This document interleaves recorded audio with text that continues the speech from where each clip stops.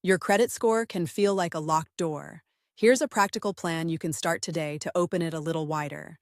In the United States, a better score lowers interest rates, speeds up approvals, and can save you thousands over time.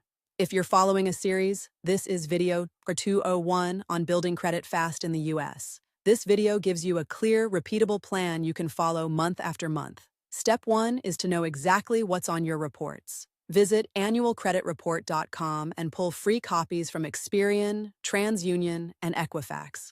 Take your time to skim over every line because hidden details often decide your next steps. Look for mistakes because even small errors can hold back your score and keep you from seeing the full picture. Common issues include late payments that aren't yours, old accounts left open, or accounts reported twice. If something looks off, write it down so you can act on it later. If you find errors, start a dispute right away. The fastest path is usually online, and most reports are corrected within a few weeks. Correcting a single error won't dramatically change your score, but it can remove a stubborn drag you've been feeling for a while. Next, understand what moves your score the most. Payment history and current balances are the biggest levers, followed by the age of your accounts and how many new accounts you've opened. This means small, consistent actions can add up quickly if you stick with them. Make every payment on time. Set up autopay for your credit cards and loans to avoid missing a due date. If you miss a payment, your score can drop, and that drop can take weeks to recover. Pay in full whenever you can, not just the minimum. Carrying an ongoing balance signals risk to lenders, and even small carrying balances can ding your score if they report late. If your goal is speed, eliminate debt on cards you use most, and free up room for future usage. Now to utilization, the other big lever. Total balances divided by total limits should stay low, which means you need to be mindful of how much you owe on each card as well as the total across all cards. A practical target is under 30%, and under 10% is better if you want real speed in a short window. If your limits are small, you can still improve leverage safely by using a mix of strategies.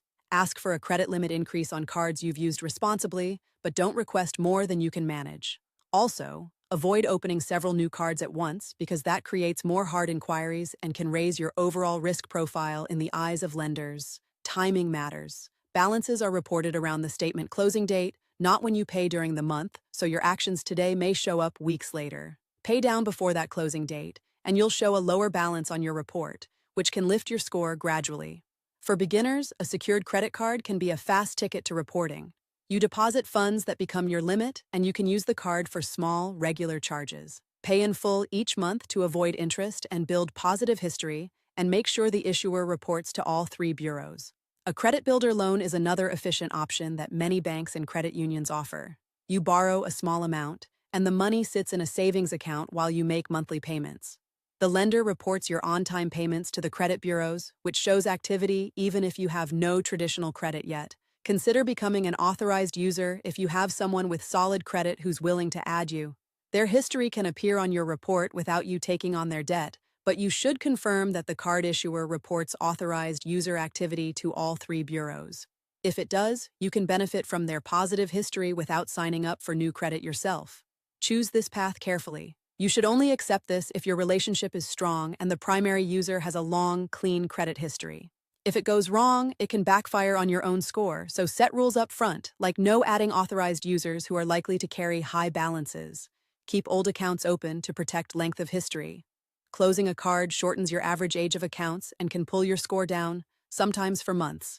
If there's no annual fee, letting it stay open often helps more than it hurts, and you can still use it occasionally to show activity. Space out new credit inquiries. Each hard inquiry can shave a few points, especially if you're new to borrowing. If you need a card, apply slowly and wait weeks between applications to avoid stacking inquiries that can alarm lenders and slow your progress. Track progress with a simple, steady routine. Check your reports at least once a month, monitor balances weekly, and note any score changes after large payments. A small improvement every few weeks adds up over a few months, and you'll start to understand which actions have the biggest impact.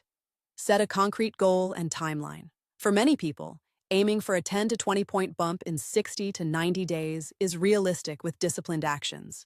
But results can vary based on your starting point.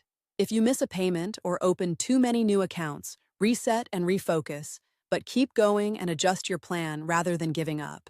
Now let's recap the exact moves in order. Pull your reports, fix errors, automate payments, manage utilization, and build a steady payment history with secured cards or a credit builder loan. Consider authorized user status if it fits your situation, protect old accounts, and space out new inquiries while you monitor progress.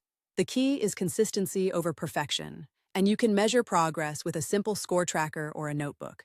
If you found this helpful, please like, subscribe, comment below with your questions. Your support helps more people learn practical steps to take control of their finances. Thanks for watching, and I'll see you in the next video.